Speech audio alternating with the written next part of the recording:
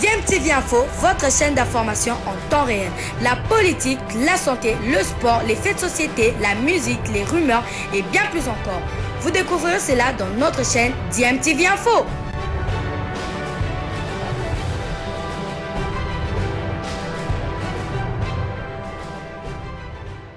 Le gardien avait pratiquement couvert son espace et donc il n'a pas voulu prendre le risque du ratage. Il pouvait passer par les champs d'aiguille, hein, c'était possible. Alors il a fait une talonnade mais qui n'a été ni attendue ni comprise. Voilà, 35 minutes de jeu, les bonnes choses commencent à arriver. Les Léopards avec Bemba, il n'y a pas hors-jeu. Les ballons récupérés par Moukoko Amale, qu'est-ce qu'il va faire? Il va ouvrir sur... Aïe, aïe, aïe, aïe, aïe, aïe. Akolo, Bokani, Akolo. Voilà, c'est le but de Shadrach Akolo sur cette combinaison avec Bokani, Dieu merci, Fimbo. Ils vont saluer le président de la République certainement, qui est présent ici. Et Akolo est à son deuxième but dans cette équipe en 12 sélections. Voilà, bravo. Les Léopards mènent par un but à 0 devant l'équipe de Barea de Madagascar. Foissa. Et oui, c'est un bon travail d'Akolo.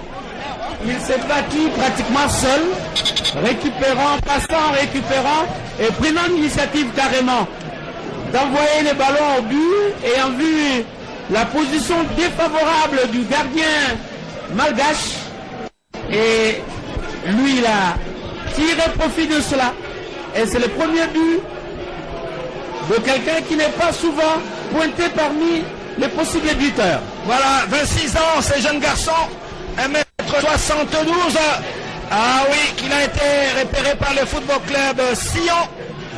Et oui, il a joué à Stuttgart, il a joué au cercle sportif Pandeborn, qu'il est prêt à Amiens le 30 juillet 2019. Voilà, 1 pour la République démocratique du Congo, 0 pour l'équipe de Madagascar. C'est le but que tout le monde attendait ici dans ces stades. Les bonnes choses commencent. Le midi sur stade Martyr, Gonda, qu'est-ce qu'il va faire? Il va passer Gonda, il est seul Gonda, il faut aller l'appuyer s'il vous plaît. Là il cherche un partenaire. Il combine avec Edo. Edo qui va descendre. Edo, qu'est-ce qu'il va faire? Des petites combinaisons. Oh non!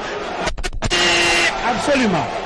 Voilà, c'est un penalty. Il a été effectivement, juste au moment de la frappe, il a été fauché par un défenseur malgache, Roger.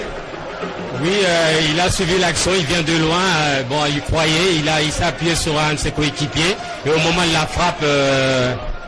il tombe, bon, est-ce qu'il y a pénalty ou pas? Ben, l'arbitre. Bon, mais il y a pénalty. Voilà. Gandou, vous le voyez là-bas. Joël Gandou, il a 1m77. Il reste couché. Ah bah, il a très très mal. Hein. Il a très très mal. Lui qui fait un très très bon travail. Il a fait un grand travail cet après-midi ici. Et le penalty est tout à fait justifié. On va suivre cela au ralenti fois ça. Voilà, Ngonda qui passe le ballon à Edo Kaembe, et puis Edo Kaembe qui me semble aurait un peu confondu c'est lui-même. Hein? Oui, dans sa course, il aurait, je crois, connu quelques difficultés d'utilisation de ses jambes. Mais on n'a pas la VAR ici malheureusement. Et l'arbitre, lui, a vu un rasage dans la surface de réparation et il n'a pas hésité à siffler penalty. Voilà, le président de la République est debout en tant qu'ancien gardien. Certainement, quand il a vu que c'est penalty, il semble que Tshisekedi a arrêté beaucoup de penalty dans sa jeunesse. Mais si on prend cela et on implante ça sur le terrain, c'est plutôt le gardien malgache qui, en fait, doit beaucoup l'intéresser parce que lui, il est tombé aussi avec et le gardien est resté longtemps couché, le temps de reprendre ses esprits et attendre ce qui va arriver en fin de compte. Voilà, donc c'est Mbokani qui va se charger, qui cherche le 20e but sur ce penalty provoqué par Edo Kayembe, qui est né à Kananga. Il a 23 ans aujourd'hui. Ah oui, il a joué au Shark Club à Kinshasa.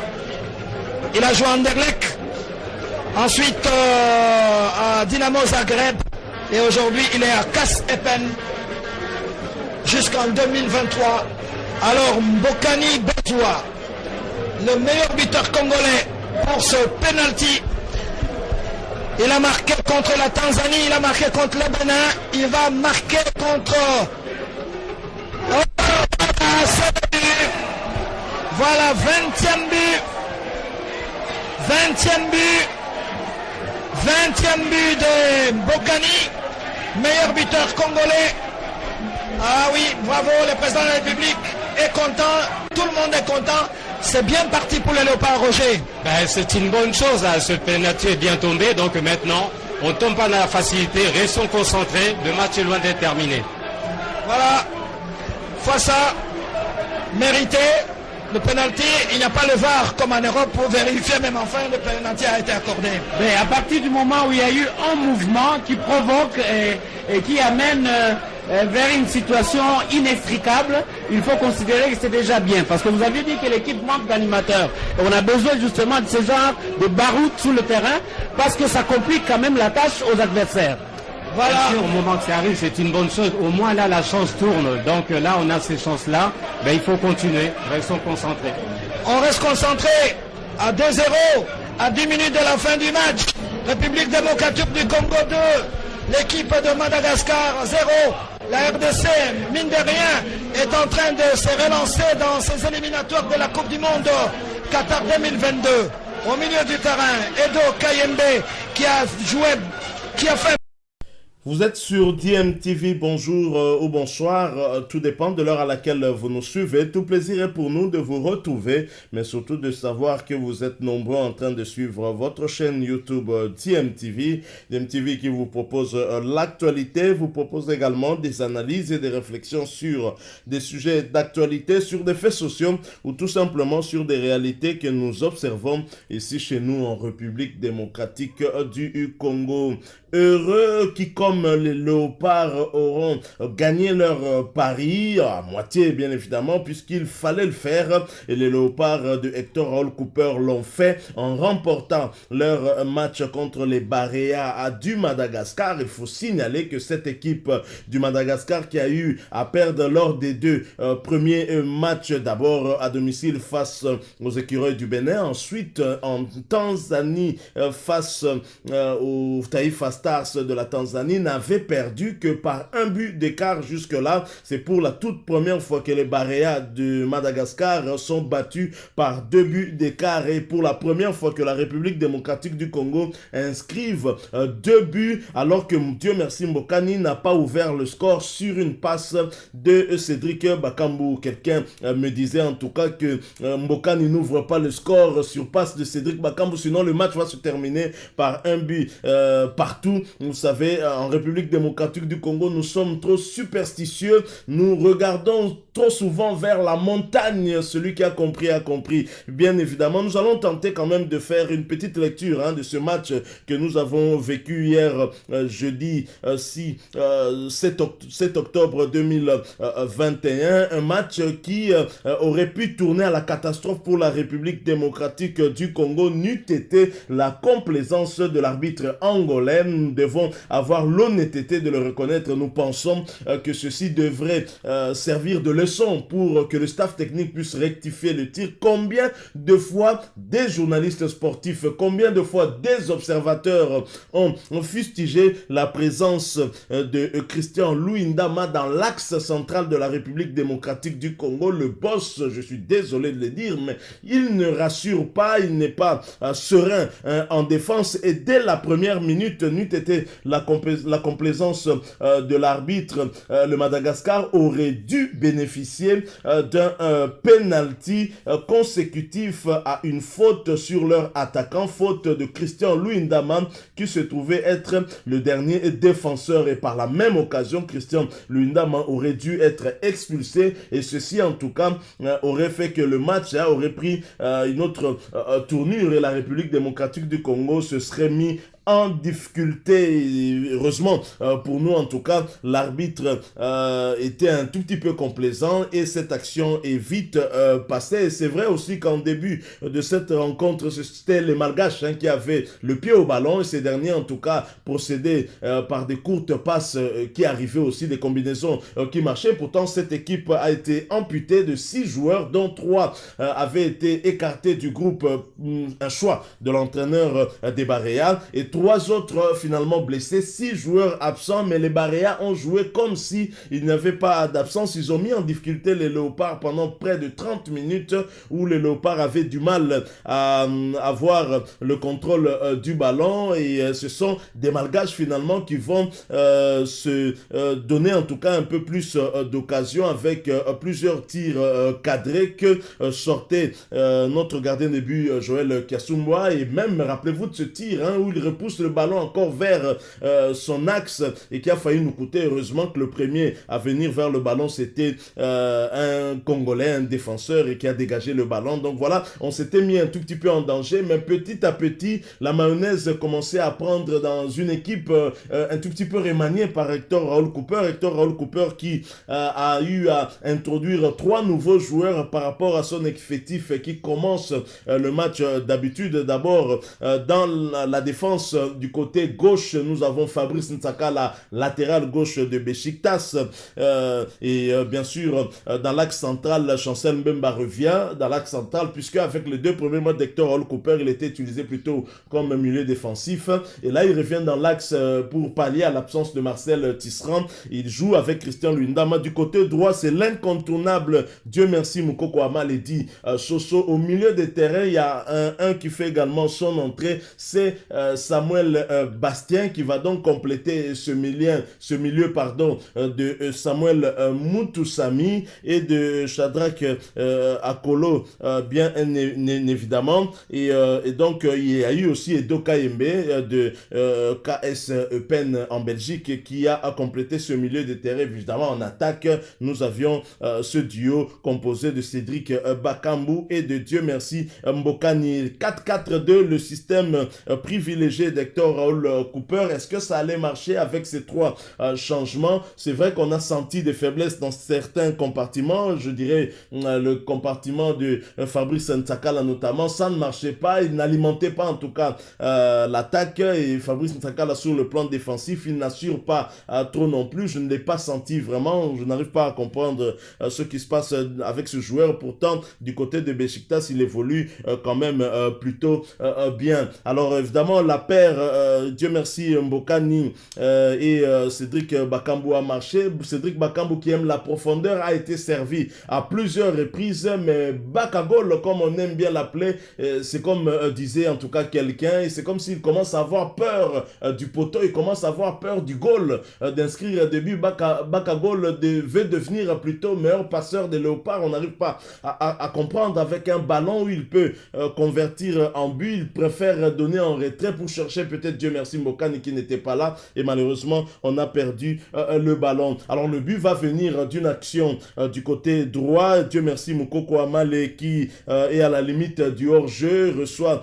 un ballon et il va bien évidemment chercher à centrer. Le centre n'est pas maîtrisé et c'est un défenseur Baréa qui repousse le ballon, et là surgit Shadrach Akolo qui passe le ballon vers Dieu merci Mbokani en 1-2. Dieu merci Mbokani remet à Shadrach Akolo plat du pied pour tromper le gardien des Baréa. Ça, c'est ce qu'on apprend dans les écoles de football, à une touche de balle s'il vous plaît. Et cette phase de jeu, franchement, ça m'a beaucoup plu, et ça fait très longtemps qu'on n'a pas vu les Léopards jouer ainsi. J'ai vraiment aimé, et Shadrach Akolo qui finalement inscrit un but qui allait le remettre en confiance, parce que dans le match, lui, sa prestation était un tout petit peu aussi poussive. Shadrach Akolo n'a pas donné aussi ce qu'on pouvait attendre de lui, et depuis, mais Hector Raoul Cooper lui a toujours fait confiance, il a toujours titularisé, et ça a payé, puisque c'est lui finalement qui va ouvrir le score, et le score à la mi-temps sera de 1-0 en faveur de la République démocratique du Congo, ce qui n'était pas arrivé lors des 2 premières rencontres. Rappelez-vous, à chaque fois que les Léopards ouvraient le score par Dieu merci Mbokani sur une passe de Cédric Bakambu, finalement l'équipe adverse arrivait toujours à à égaliser, mais cette fois nous allons dans les vestiaires avec cette avance d'un but. Ça augurait déjà d'une fin de rencontre qui serait palpitante et peut-être à l'avantage des Léopards. En tout cas, moi j'avais espoir. Nous allons à la mi-temps et lorsque nous revenons, bis repetita, mais Hector Raoul Cooper procède à un changement. Il fait sortir Fabrice Ntakala et le remplace par Glody Ngonda, dont la prestation est aussi un tout petit peu moyenne, mais un tout petit peu améliorée quand même par rapport à celle de Fabrice Ntakala. Et là, le match reprend comme à la première mi-temps. Les Barea poussent, essayent d'avoir le contrôle du jeu et menacent les Léopards bien évidemment sans pouvoir réussir à tromper notre gardien Joël Kasumwa, qui était bien évidemment vigilant dans sa cage, qui n'a pas laissé la moindre occasion au Barea d'égaliser. Alors le deuxième but vient encore sur une très belle phase de jeu, comme pour le premier but. Glody Ngonda, cette fois nous sommes du côté gauche, récupère un ballon, il ne sait pas centrer, il revient un tout petit peu en arrière, il voit Edo Kayembe, il passe le ballon à Edo Kayembe qui va prendre la profondeur et qui va passer le ballon à, je pense, Dieu merci Mbokani, si je ne me trompe pas. Edo Kayembe se propose également aussi en 1-2 pour récupérer le même ballon qu'on lui redonne bien évidemment. Et là, avant de tirer, Edo Kayembe est fauché. Alors un penalty discutable, oui, avec cette manière de filmer de la RTNC. Franchement, j'avoue que j'ai du mal à confirmer qu'il s'agissait bien d'un penalty. L'angle de prise de vue ne nous donnait pas en tout cas suffisamment d'éléments pour juger de cette action, mais est-il que l'arbitre n'a eu aucun doute, et pour l'arbitre en tout cas, Edo Kayembe a été fauché et c'était l'occasion pour un penalty pour la République démocratique du Congo. En ce moment-là, le numéro 1 d'entre nous tous, Félix Antoine Tshisekedi, se met debout, il ne veut plus s'asseoir jusqu'à ce que Dieu merci Mbokani tire le penalty. Évidemment, Dieu merci Mbokani, c'est lui qui prend la responsabilité, il est capitaine pour l'occasion. Dans l'absence de Marcel Tisserand, Hector Raoul Cooper fait confiance à Dieu merci Mbokani, qui est un cadre, un ancien de cette équipe nationale de la République démocratique du Congo et qui prend donc ses responsabilités. En ce moment-là, j'avoue que j'ai très peur. Dieu merci Mbokani ne prend pas trop d'élan. J'ai très peur. Je me dis, il va rater ce Dieu merci Mbokani. Bon sang, pourquoi il ne prend pas suffisamment d'élan? Mais il savait exactement où il allait placer ce ballon. Et bien, il tire du côté droit. Petit filet. Le gardien des Barea a suivi, mais il était finalement trop court parce que petit filet, il faut être un très très grand gardien de très grande classe pour sortir un tel ballon. C'est compliqué, c'est difficile et c'est le 2-0. Le chef de l'État Félix Antoine Tshisekedi exulte dans les tribunes et les Congolais finalement inscrivent le deuxième but pour la première fois depuis le début de ces éliminatoires. La RDC mène par 2-0 et le score restera inchangé malgré les quelques actions de part et d'autre. La République démocratique du Congo va l'emporter. Évidemment, on n'a pas le temps de savourer cette victoire puisque 3 jours plus tard, nous devons déjà nous produire à Antananarivo. Je vous propose d'ailleurs de suivre un extrait de Guillaume Ilunga à la fin de cette rencontre qui a donné son point de vue par rapport à ce match et par rapport à ce qui nous attend aussi pour le dimanche prochain contre la même équipe des Barea du Madagascar. Nous allons enfin nous retrouver pour la conclusion de ce sujet. Vous êtes sur DMTV. Si vous êtes nouveau ou ancien que vous ne vous êtes pas encore abonné, ben n'hésitez pas, abonnez-vous et n'oubliez pas d'activer la petite cloche de notification en cliquant tout simplement sur celle que vous verrez apparaître dès que vous serez abonné. Elle vous permettra de ne plus rien manquer des prochaines vidéos que nous allons vous proposer. Suivons, nous nous retrouvons tout de suite après. Très payant pour notre entraîneur. Comme je l'avais dit à la mi-temps, il a fait monter Ben Malango, Jackson Mouleka et Fabrice Ngoma, je l'avais dit, c'est ce qu'il a fait. Et il a bien gelé et géré les matchs. Je crois que le Bénin viendra jouer ici. Ce ne sera pas facile, surtout si on nous autorisait à avoir un public au stade des Martyrs. Les matchs de Madagascar dans quelques jours n'est pas négligé parce que nous sommes dans l'océan Indien. À 17h, ce sera le vent. Notre entraîneur a montré aujourd'hui qu'il a de l'expérience. Nous sommes optimistes, surtout que c'est le Bénin qui va battre l'un des favoris, sinon les favoris, notre bête noire à la Tanzanie, chez elle. et que le Bénin viendra ici. Donc il faudra qu'on gagne le Bénin ici et qu'on fasse un bon score. Madagascar qui est quasiment éliminé, presque, un pied dehors. Donc nous sommes optimistes, un coaching payant et un bon score, même si nous avons tiré, non seulement ça arrive en football, l'occasion loupée des Bakambu et les tirs qui a ricoché un des poteaux, nous pouvions faire 3, sinon 4. Mais nous sommes satisfaits. Guillaume Ilunga, 90 minutes, 2-0. La RDC qui passe à la deuxième position dans ce groupe avec 5 points, différence de but plus 2. Le Bénin 7, différence de but plus 2. La Tanzanie, on est en train de vérifier si le match s'est déjà terminé. Guillaume Ilunga, les chances des Léopards pour la suite.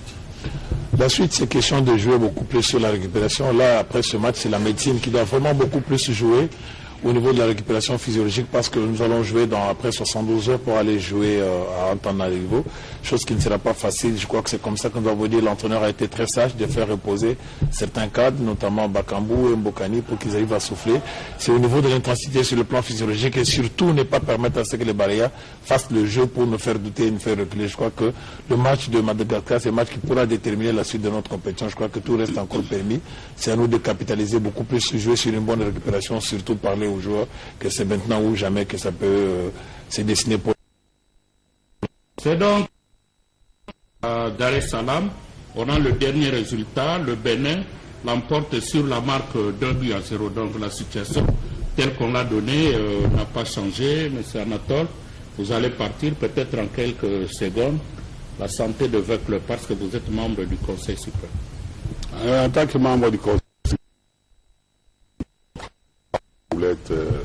du colonel Nyombi, il y avait la tempête, mais nous avons usé de notre sagesse. Le club est en pleine reconstruction. Nous avons une squelette de très bons joueurs qui sont restés, surtout les gardiens camerounais Omosola. Il reste encore l'expérimenté Bunga et les Lilepo, les autres Massassu, je crois les milliers. Et les autres joueurs, Lilepo, comme je l'ai cité, 2 attaquants de pointe. Je crois qu'avec un bon entraîneur que nous venons d'avoir, qui a un bon palmarès, avec le pouvoir répartir, mais c'est question que nous puissions faire jouer les joueurs pendant plusieurs matchs. Je crois que 10 matchs, 15 matchs, la mayonnaise pourra commencer à reprendre et je suis optimiste. Parce que nous parlons de 20 clubs, notez que la semaine prochaine, les clubs congolais seront en 16e de finale aller de Coupe Interclub de la CAF, Maniema Union en Ligue des Champions et le tout-puissant Mazembe Anglebert. Mazembe sera en Afrique du Sud. Maniema Union va jouer ici à Kinshasa. 20 clubs en Afrique du Sud également au niveau de la Coupe de la Confédération. Et Daring Club Motema Pembe à Kigali au Rwanda. Voilà, nous sommes de retour. Hein. Vous venez de suivre là cet extrait avec Guillaume Ilunga. Bien évidemment, il a raison de dire qu'après ce match, le plus dur maintenant, c'est la récupération. Il faut récupérer les joueurs en vue du prochain match. Hein. Le prochain match qui intervient déjà dans 3 jours. On n'a donc pas de temps. Et beaucoup n'ont pas compris pourquoi Hector Raoul Cooper a procédé à certains changements quand même.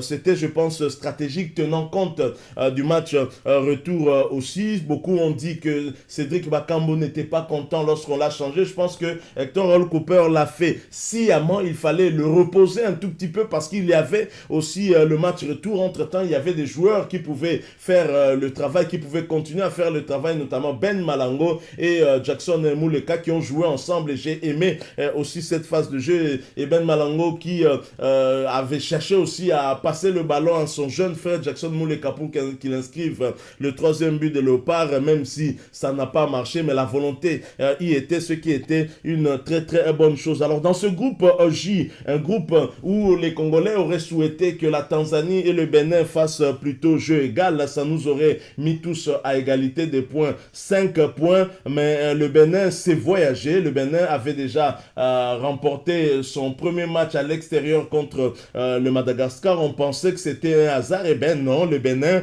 a récidivé arrivé en Tanzanie. Rares sont les équipes qui battent les Taifa Stars à domicile. Le Bénin l'a fait, courte victoire 0 but contre 1 qui place donc le Bénin en tête du classement avec 7 points. La République démocratique du Congo remonte en deuxième place avec 5 points. La Tanzanie en troisième avec 4 points et les Baréas 0 points ferment la marche. Et le Bénin a 2 points d'avance que la République démocratique du Congo. Mathématiquement, le calcul est simple. Si la RDC veut terminer première de ce groupe, c'est simple, il faut gagner toutes les rencontres. En ce moment-là, nous passerons devant le Bénin. C'est très clair, hein? Donc je crois que nous avons encore notre destin entre nos mains au lieu d'espérer que le Madagascar puisse remporter ou faire nul avec telle ou telle autre équipe. Je crois que à nous de gagner tous les matchs qui nous restent, et pour cette phase retour, il nous reste 2 matchs à l'extérieur, dont un au Madagascar et l'autre en Tanzanie, avant aussi de recevoir le Bénin ici. Le Bénin qui finalement a une équipe à laquelle on ne faisait pas trop attention. On pensait que le challenger de la RDC aurait été la Tanzanie. Voilà que le Bénin maintenant occupe la première place, et le Bénin nous oblige maintenant à tout gagner pour être sûr de terminer première de ce groupe J. Donc voilà, il y a des surprises bien évidemment aussi lors de ces éliminatoires. Vous avez un pays comme la Centrafrique qui est allé battre le Nigeria au Nigeria 0 but contre 1. Il faut prendre toutes les équipes au sérieux pour ces éliminatoires de la Coupe du Monde. Donc voilà, merci. Nous sommes arrivés à la fin de cette petite analyse que nous avons voulu partager avec vous. Analyse après la rencontre de ce jeudi 7 octobre 2021 qui a tourné à l'avantage des Léopards, et première victoire pour Hector Raoul Cooper. Hector Raoul Cooper qui améliore son bilan dans des matchs officiels. Il a maintenant 2 nuls et 1 victoire. Le bilan d'Hector Raoul Cooper en un match devient positif. Et que dire de Dieu merci Mbokani, dont les statistiques sont extraordinaires. Dieu merci Mbokani, en 3 matchs, c'est 3 buts et 1 passe décisive. C'est lui encore qui passe le ballon à Shadrack Akolo pour l'ouverture du score. Des statistiques, on y reviendra avec force et détail, tout en rappelant aussi que Dieu merci Mbokani reste le meilleur buteur des Léopards de tous les temps. Félicitations Dieu merci Mbokani et Bezois, le dieu du ballon. Merci à vous qui nous avez suivis. Si vous avez aimé, laissez-nous un maximum de j'aime. Merci de partager avec nous votre point de vue en nous le laissant à travers un commentaire. Vous êtes nouveau ou ancien sur cette chaîne et que vous n'êtes pas encore abonné, n'hésitez pas, abonnez-vous. N'oubliez pas d'activer la notification en cliquant tout simplement sur cette petite cloche que vous verrez apparaître dès que vous serez abonné, parce qu'elle va vous permettre de ne plus rien manquer des prochaines vidéos que nous allons vous proposer. Encore une fois, merci à vous. Nous espérons vous retrouver bientôt avec un autre sujet d'actualité. En attendant, portez-vous bien et DMTV vous dit au revoir.